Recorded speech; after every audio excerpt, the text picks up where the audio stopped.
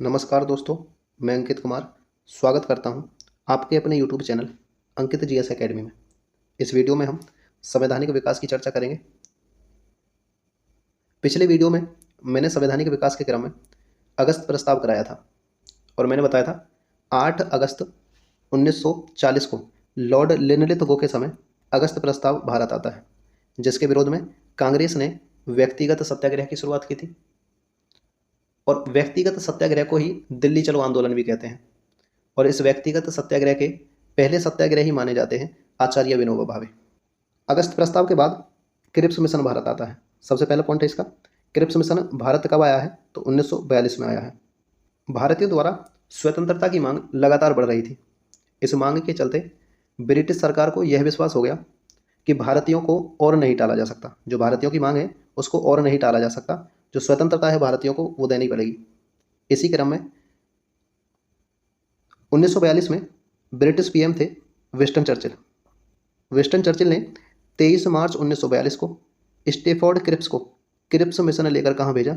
भारत या दिल्ली भेजा। और जैसे ही क्रिप्स मिशन भारत आता है तो क्रिप्स मिशन की वार्ता कांग्रेस के साथ में होती है। वार्ता के बाद देखा गया इस क्रिप्स मिशन में कौन कौन से प्रावधान किए गए हैं। जैसे इसमें सबसे पहले बात लिखी हुई थी कि दूसरे विश्व युद्ध के उपरांत नए संविधान की रचना के लिए संविधान सभा का गठन किया जाएगा।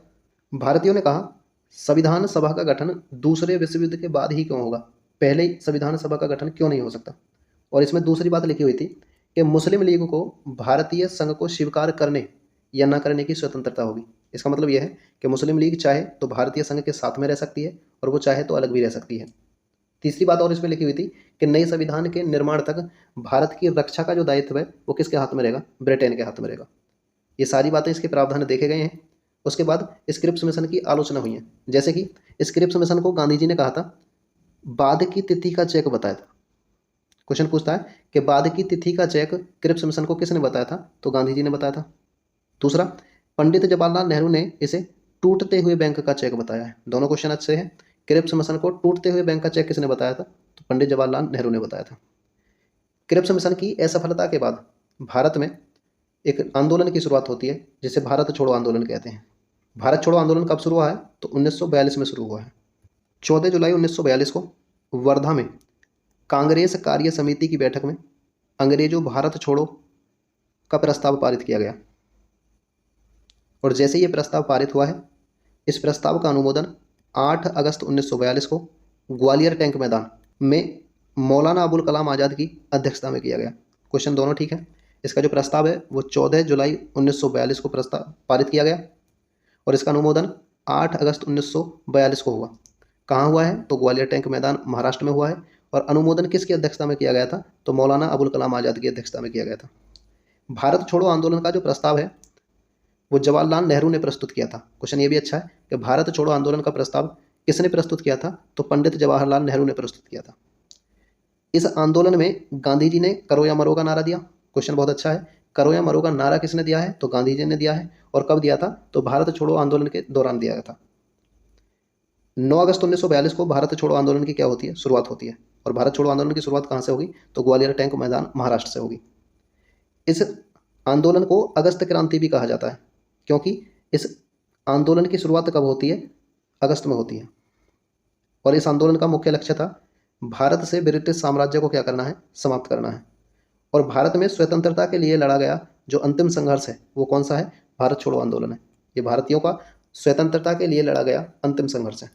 इसी में एक क्वेश्चन हो रहा था कि ग्वालियर टैंक मैदान को क्या कहा जाता है? अगस्त क्रांति मैदान के नाम से भी जाना जाता है। उसका कारण क्या है? ग्वालियर टैंक मैदान में गांधी जी ने करो या मरो का नारा दिया था। और इसी ग्वालियर टैंक मैदान से शुरुआत होती है किसकी? भारत छोड़ो आंदोलन की। और इसी भारत छोड़ो आंदोलन को क्या कहा जाता है? अगस्त क्रांति। इसलिए ग्वालियर टैंक मैदान को क्या कहा जाता है? अगस्त क्रांति मैदान भी कहा जाता है। एक बड़ा अच्छा क्वेश्चन बनता है यहाँ से कि भारत छोड़ो आंदोलन के दौरान ग्वालियर टैंक मैदान में भारतीय ध्वज फहराने के लिए किसे जाना जाता है तो अरुणा आसफ अली को जाना जाता है। इसका मतलब ये है भारत छोड़ो आंदोलन के दौरान ग्वालियर टैंक मैदान में अरुणा आसफ अली को राष्ट्रीय ध्वज फहराने के लिए जाना जाता है। कौन है अरुणा आसफ अली? अरुणा आसफ अली को स्वतंत्रता आंदोलन में ग्रैंड ओल्ड लेडी के नाम से जाना जाता है। इस आंदोलन के दौरान महात्मा गांधी और सरोजिनी नायडू को गिरफ्तार करके आगा खां पैलेस में कैद कर दिया गया।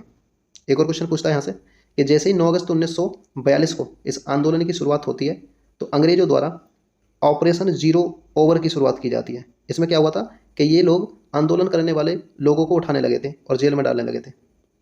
इसके बाद एक और क्वेश्चन बनता है कि भारत छोड़ो आंदोलन के समय भारत का वायसराय कौन था? तो लिनलिथ गो था। इसके बाद क्या हुआ? 4 जून 1945 को वेवेल योजना प्रस्तुत की जाती है। एक क्वेश्चन बनता है कि वेवेल योजना कब आई थी? तो 4 जून 1945 को आई है।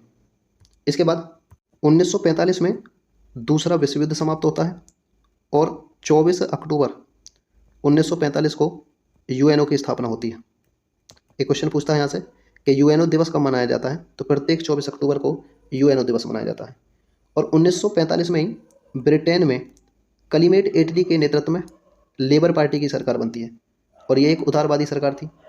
और इसी सरकार ने या क्लीमेट एटली ने एक मिशन को भारत भेजा जिसे क्या कहते हैं? कैबिनेट मिशन कहते हैं। सबसे पहला क्वेश्चन यहाँ से बनता है कि कैबिनेट मिशन भारत कब आया है? तो 1946 में आया है। 24 मार्च 1946 को कैबिनेट मिशन भारत आया है और इस कैबिनेट मिशन में कुल कितने सदस्य थे? 3 सदस्य थे। पहला सदस्य है लॉर्ड पैथिक लॉरेंस, जो इस कैबिनेट मिशन का कौन था? अध्यक्ष था। क्वेश्चन अच्छा बनता है यहाँ से कि कैबिनेट मिशन का अध्यक्ष कौन था? तो लॉर्ड पैथिक लॉरेंस था। दूसरा अध्यक्ष कौन है? स्टेफोर्ड क्रिप्स है, जो 1942 में क्रिप्स मिशन लेकर आया था। लेकिन जब ये कैबिनेट मिशन में आता है उस समय पर कौन था? तो व्यापार बोर्ड का अध्यक्ष था।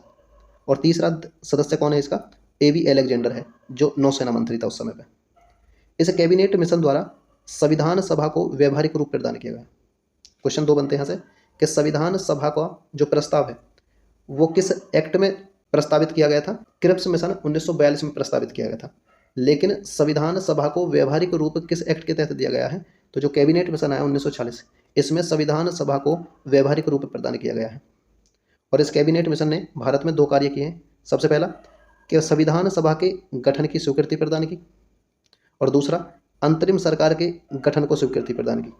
इसका मतलब यह है कि भारतीय अपनी संविधान सभा का गठन कर सकते हैं और जब तक भारत का संविधान बनकर तैयार होगा तब तक एक अंतरिम सरकार गठित की जाएगी जो भारत के शासन को संचालित करेगी।